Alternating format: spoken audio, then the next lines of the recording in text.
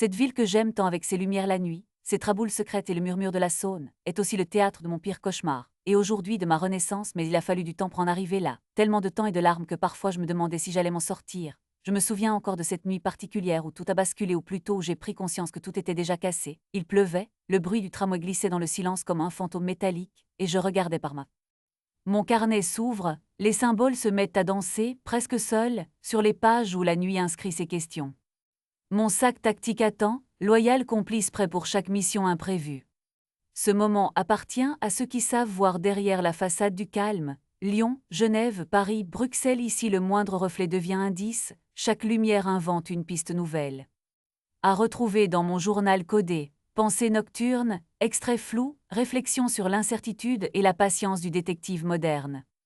Plongez dans les énigmes de la nuit, découvrez l'histoire complète et d'autres fragments visuels sur leur site web. À ce moment-là, je ne savais pas encore que ces mots allaient prendre un sens très concret dans ma vie, ma propre énigme, ma propre mission imprévue allait bientôt me consumer. J'avais 28 ans, une vie qui semblait bien tracée, un appartement sympa dans le 4e arrondissement, un travail que j'aimais dans la communication et un cercle d'amis qui étaient comme ma famille. Il y avait Julien, mon petit ami depuis.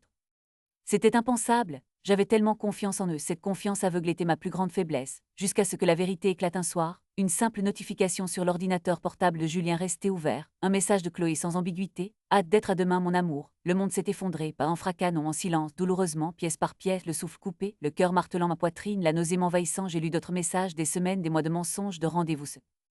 Le groupe d'amis, notre famille choisie, s'est retourné contre moi, pas tous directement mais subtilement. Ils ont pris leur parti disant que j'exagérais, que je devais passer à autre chose, que c'était une erreur, pas une trahison, comme si les mots pouvaient changer la réalité. J'étais celle qui posait problème, celle qui brisait l'harmonie du groupe, je suis devenue l'exclue, celle dont on ne répondait plus aux messages, celle qu'on n'invitait plus, celle sur qui les rumeurs circulaient. Ils se comportaient comme les meilleurs amis du monde entre eux, Julien et Chloé Affi. J'ai essayé de gérer ça à ma manière. J'avais lu quelque part que la meilleure vengeance était de vivre heureux, de ne rien faire et de les laisser échouer par eux-mêmes, car les personnes toxiques finissent toujours par s'autodétruire. J'ai essayé de me concentrer sur moi, sur mon travail, sur de nouvelles activités, j'espérais qu'ils ne tiendraient pas, que leur relation basée sur la trahison s'effondrerait rapidement sous le poids de leur propre toxicité, que leur amitié avec les autres se fissurait, mais ça ne se passait pas comme ça, du moins pas assez vite.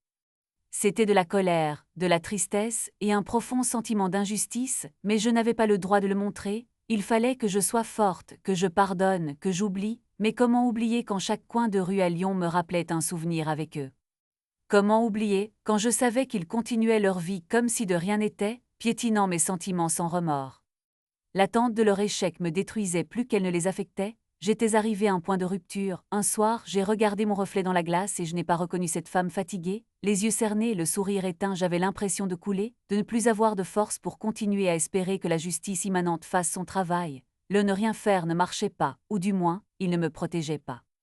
C'est là, au fond du gouffre, que je me suis souvenu de ce post Instagram sur les détectives de nuit à Lyon, sur la recherche d'indices, sur la patiente résolution des énigmes. C'était peut-être ça dont j'avais besoin, pas d'une vengeance violente ou illégale, mais de quelqu'un qui pouvait voir clair dans l'obscurité, qui pouvait m'aider à trouver la vérité, à rassembler les faits, à comprendre ce qui s'était réellement passé au-delà de leur version édulcorée, et peut-être, juste peut-être, trouver un moyen légal et éthique de faire face à leurs